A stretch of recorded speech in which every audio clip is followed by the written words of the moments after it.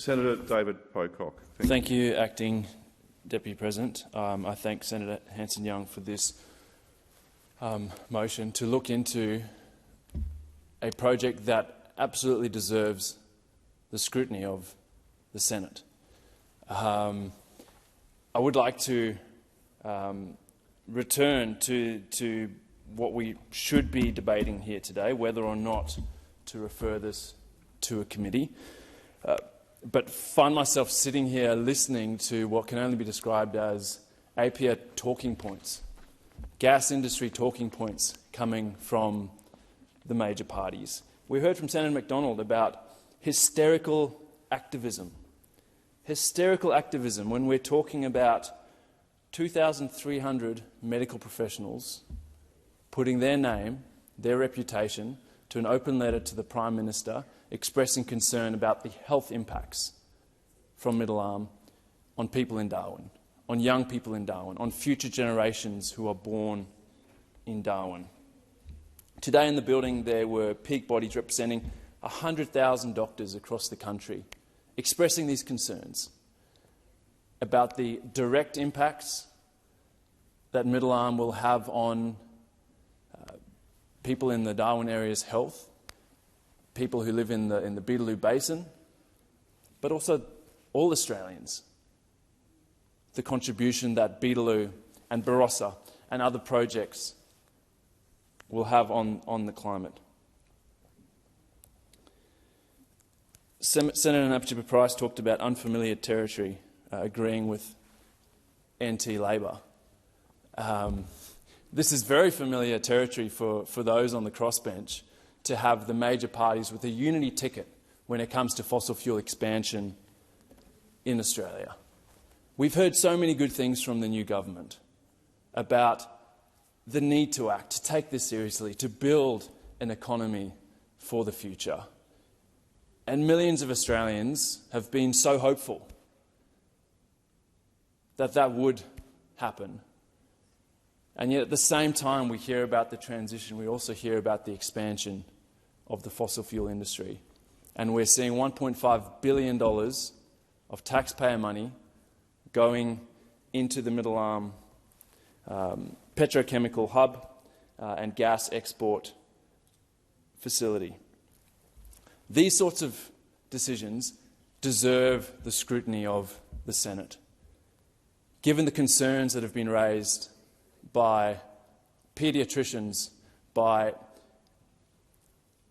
experts here in Australia and around the world who have spent decades looking at what it means for communities to live next to petrochemical hubs. And we've heard all the argument from the government about, well, it's not just gas, it's all these other things. But by having gas being processed there, you're exposing to people in Darwin to the effects of that, and that is on your hands. We know this. We have the evidence. And yet you continue with this decision. And this is a very hard thing for the government, I'm sure. There's many smart, educated people who can read the briefing from all these doctors who've been here today, over 100 doctors from the NT, wanting to come here and meet with the Prime Minister to raise their concerns. Not able to meet with the NT Chief Minister, wouldn't meet with them. So have come to Canberra to seek out support from federal politicians on this project that is getting federal money. Couldn't get a meeting with the PM today. There's a bunch of parents from Darwin who are concerned what this means for their children. We know that there will be an increase in leukemia in young people, in cardiovascular disease, in asthma. Despite all this evidence, the major parties are saying that we shouldn't even look into this further. This doesn't even warrant our scrutiny.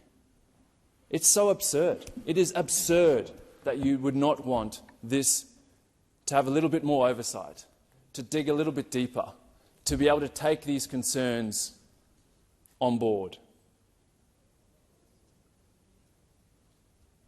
And it's always when we talk about these things, we see the government senators looking down, not wanting to look up, because you know what you are doing. I plead with you. I've spent the last couple of months talking to climate scientists, reading about what are the known and likely impacts for young people born today. My 4-year-old niece, Georgia, what will her life look like for the next 7 years to the year 2100? And it is terrifying. And it is no surprise that young people will continue to move away from the major parties if you continue down this road of destroying their future. We know what we're doing now. We have more than enough evidence. Scientists are imploring you, they are urging you, communities are urging you. And yet we can't even look into this. We can't even have a Senate inquiry, despite the government's agreeing to that a while ago, and now we've seen a change of heart. These sorts of decisions matter. They deserve more scrutiny.